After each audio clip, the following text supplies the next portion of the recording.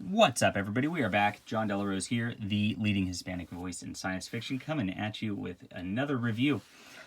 Teenage Mutant Ninja Turtles Urban Legends. I got this because I am a fan of artist Frank Fosco, who did the entire book here. And I was talking to him on Facebook, and he said, oh yeah, I've got a graphic novel out through IDW. And I'm like, wow, cool. I'm going to buy it. And so I did. And I was buying a couple of these through single issues, and I was enjoying it. And then I forgot about it. Whoops. But they started reprinting single issues of this. This was the originally done in, I believe, 1994 through Image Comics. And Image got the license for Ninja Turtles. It was volume 3 of Ninja Turtles. And they started it. And it really goes off the rails, like wacky and dark. So it's he just takes the whole Ninja Turtles and puts them in total bizarre situations, which is fun. So I do not know much about the Ninja Turtles comics. I've never read any except for this. And I've, of course, watched the cartoon as a kid. This is not like the cartoon whatsoever. That was pretty campy. And this is not. Pretty thick book.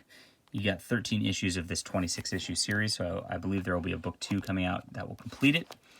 Now, it was canceled by Image, and I believe the last 3 issues never saw the light of day back in the day.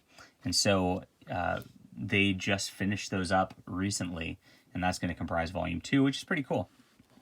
The writer is, I should give some credit, Gary Carlson, who I've not read before, but he did an excellent job here. Very fun. And Eric Larson, who is the proprietor of Savage Dragon, and I believe he's the CFO of Image Comics. Sorry if I got that wrong. I know he's one of the executives. Did the editing and did some inks, and also was some assists on the covers there too.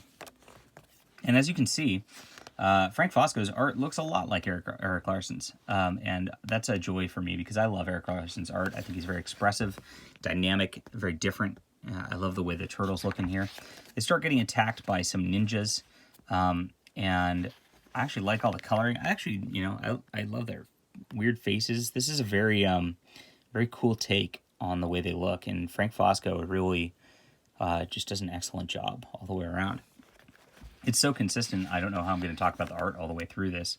We get a very 90s villain and pinup here, but we got a lady ninja babe, to quote the Turtles, and she's kidnapping one of the turtles for nefarious reasons. There's robots that they're fighting. It gets crazy. Raphael blows off his eye and ends up with like an eye patch and a mask through this. It's really gory, really gory. I mean, this is like Kill Bill level gory, to the point where it's like over the top ridiculous, but I love it. I like over the top ridiculous. I'm not gonna lie. And what happened is she's kidnapping them. It's a mystery as to why. Donatello disappears, and he actually falls out of a helicopter down here and almost dies, and then ends up as a freaking cyborg Donatello, like Terminator. It's awesome. And somebody's kidnapped Splinter, and it ends up being this guy here who he calls himself Komodo, after Komodo dragons. And you'll see why in just a sec. We go over Splinter's origin a little bit, and we find out we get a little cheesecake right here with some ladies bathing the Splinter. And the Turtles, of course, are going to rescue them, and the Lady Ninja is a part of that whole clan. He's captured everybody, including Mako Shark, who I am familiar with that character. And there's a lot of just violence and gore. So it's a lot of fun. This storyline goes through and is actually pretty well paced. I was very invested in this storyline. I loved this whole character with this Komodo dragon guy. He actually has his own dragons, which then the Turtles, of course, have to fight along with everything else. And he has a huge secret that he turns into those such dragons, and threatens to kill everybody because he can't let his secret be revealed, even though he has a sense of honor about it. And so we go through here, and Splinter gets hit with some extra mutagen, turning him into a bat. So he disappears. The Turtles get out, and the Turtles start a new plot line trying to find Splinter. And there's Donatello, the cyborg dude, and it goes through an issue where it like kind of tones things down for a bit because it was such intense action for a while. It's like we got to reset, and so they kind of just test Donatello's new abilities and hang out. Casey Jones and April show up, so you get their little backstories. And then we see the little girl of April and Casey Jones. Now, I don't know about the continuity and history and all that, because apparently they're dating, and I thought April and Michelangelo were a thing from the movie or TV show or whatever. So I didn't know that it was a thing, but I guess that's the thing in here. I'm not a continuity buff or anything like that, so I don't even care. I'm just reading this as a fun story. And really fun stuff. I love these covers. There's all these alternate, there's variant covers for all of them, of course, because this is Image Comics in the 90s. What would a comic be without a variant cover? And so we get Eric Larson on the assists on a lot of these colors. I think he's inking them. Don't know. Which makes me happy. I like Eric Larson work. And then we continue onward. So Raphael and his mask actually goes and deals. This is such a cool spread. Look at this page. This is a neat storytelling spread. He actually deals with the Foot Clan and has been training with them, we find out, and is wondering if they kidnapped him. And they're like, "Do you accuse us?" And he goes, "Well, yeah." And he's trying to be polite, and they're like, "Of course we kidnapped him."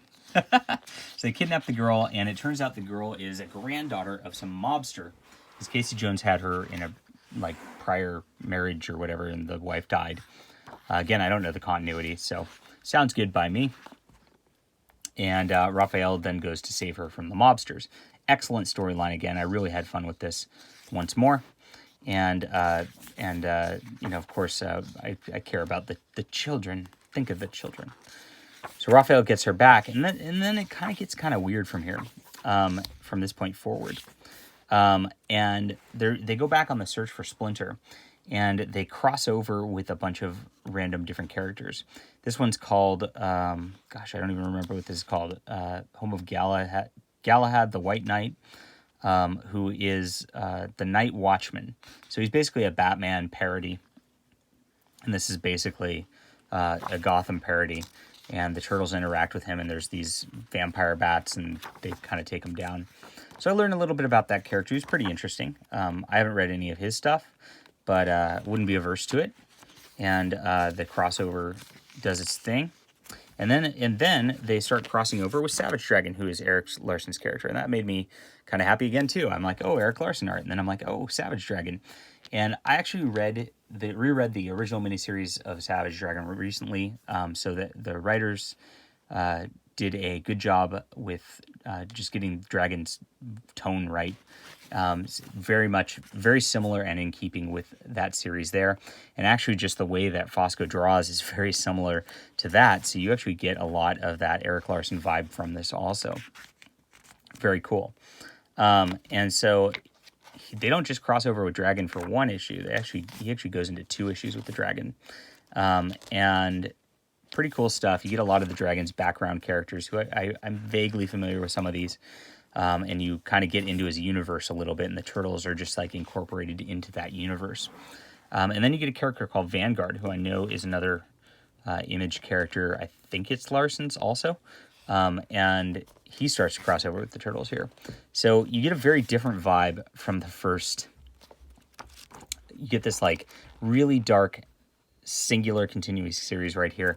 And while they are searching for Splinter in the back of this, it's a very different vibe. And this is kind of, the coloring and inking is very different on this issue than the rest of it. You can see a huge difference in just the way that this looks.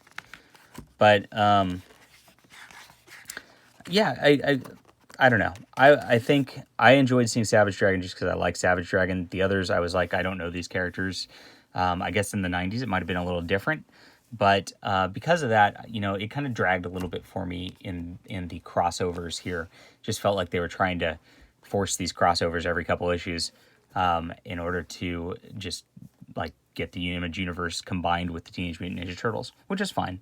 But I really enjoyed the storyline that it was just the Turtle storyline by itself, because it felt a lot tighter than these did. So it comes back to it at this point, at the very end here, and we have a huge battle. Raphael's dealing with these mobsters still, who are after April's kid, and you get this like reveal of Shredder, but in ridiculous fashion, because this keeps going more and more over the top. It's Raphael wearing the Shredder outfit and shredding up the mobsters. It's amazing, and I loved this. I was like, yes, we're finally getting back to the beginning of this book. So overall, I think storyline-wise, I like the main story a lot. I enjoy the art a ton. This is a great style of art, which is really fun for me. It just reminds me of childhood a lot, of what I read back in the day, even though I didn't read this back in the day. And it, it was just good stuff all the way around. Now, the crossover issues, like I said, I was just not as invested in those, just because I don't know the characters. Wasn't super interested on that level, just because, it's another can of worms. Not sure where I'm going to go with that. All the way, the inking was mostly good. You saw kind of towards the end, a couple of those issues didn't quite have the same feel, and I liked the feel of those early issues a lot. And I think the colors changed a little bit too. And I also enjoyed seeing Eric Larson's art and covers involved in this as well. This is pretty neat. IDW put this out, 13 issues. It was not all that expensive. It was $29.99. Pretty good. This is definitely like an 8 out of 10 story for me. I will be getting volume 2 whenever it comes out. All right, if you enjoyed this, hit that like and subscribe button, and I will be back. Let me know if you're a Turtles reader. I want to get the old Turtles stuff. I think the original Mirage books, this got me interested in that. And I know those are hailed as pretty good. So tell me what you think of those, because we'll see what I prioritize based on you guys. I'll talk to you soon. Bye.